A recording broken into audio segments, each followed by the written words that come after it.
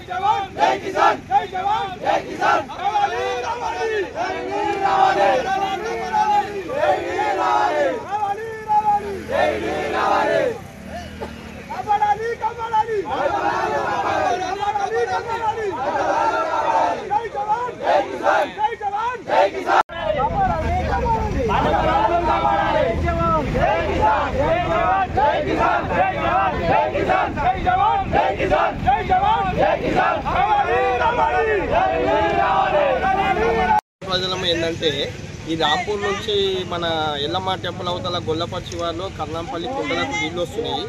చిన్నచూరు గ్రామంలో కుంటలకి నీళ్లు వదిలితే చిన్నచూరు చెరువులకు నీళ్ళు వస్తాయి.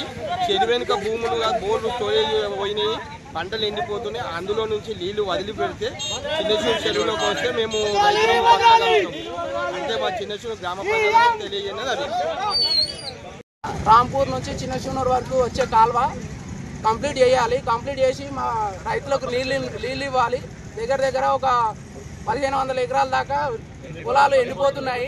కంపల్సరీ ఎమ్మెల్యే గారు వచ్చి స్పందించి మాకు నీళ్లు విడవాలని కోరుతున్నాము. ఫస్ట్ నుంచి మాట్లాడాలా? మేము పొలాల దగ్గర బోర్లు వేసినా కానీ వాటర్ పడట్లేదు. 500 ఫీట్ల వరకు వేస్తున్నాము. కాలువల నీళ్ళు వస్తాయని అనుకున్నాము, కానీ నీళ్లు రాలేవు. ఎంత లోతు బోర్లు వేసినా కానీ నీళ్ళు రావట్లేదు. రైతులు బాగిల పాలు అవుతారు, పొలాలు ఎండిపోతున్నాయి, చచ్చిపోయే గతి వచ్చింది. ఈ ప్రభుత్వం ఇట్లనే స్పందించి మాకు ఒక మార్గం చూపించాలి. లేకపోతే రైతుల చావులకు కారణం ఈ ప్రభుత్వమే అవుతుంది. కాంగ్రెస్ ప్రభుత్వం వెంటనే స్పందించి ఎమ్మెల్యే గారు మా ఎమ్మెల్యే గారు స్పందించి మాకు వెంటనే సమస్యను సాల్వ్ చేయాలని కోరుతున్నాము. లేక ధర్నా ఉధృతంగా కొనసాగుతుంటుంది. ఈరోజు మీకు ఈ విషయం తెలవాలని ధర్నా కూర్చున్నాము. లేకపోతే రేపటి నుంచి అన్ని విలేజ్లు ఏకమై పెద్ద ఎత్తున ధర్నా చేయాలని అనుకుంటున్నాము. పెద్ద ఎత్తున పోయేదాకా ఎమ్మెల్యే గారు కానీ, మా కన్సల్ట్ మినిస్టర్ కానీ, మా ఎంపీ గారు కానీ స్పందించి మా సమస్యను సాల్వ్ చేయకపోతే ఇంకా పెద్ద ఎత్తున ధర్నా చేస్తామని మేము కోరుతున్నాము.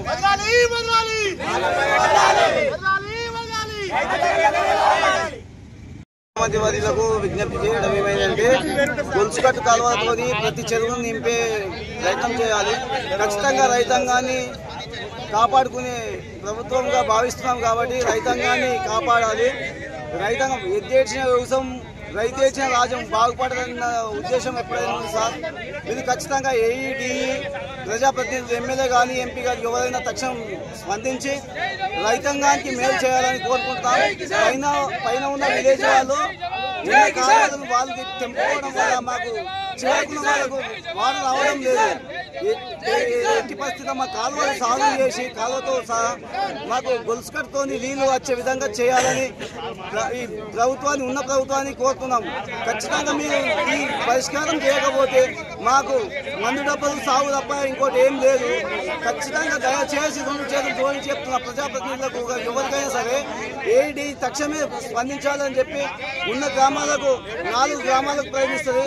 4 గ్రామాలకు వెంటనే వాటర్ వదలాలని చెప్పి విజ్ఞప్తి చేస్తున్నాను.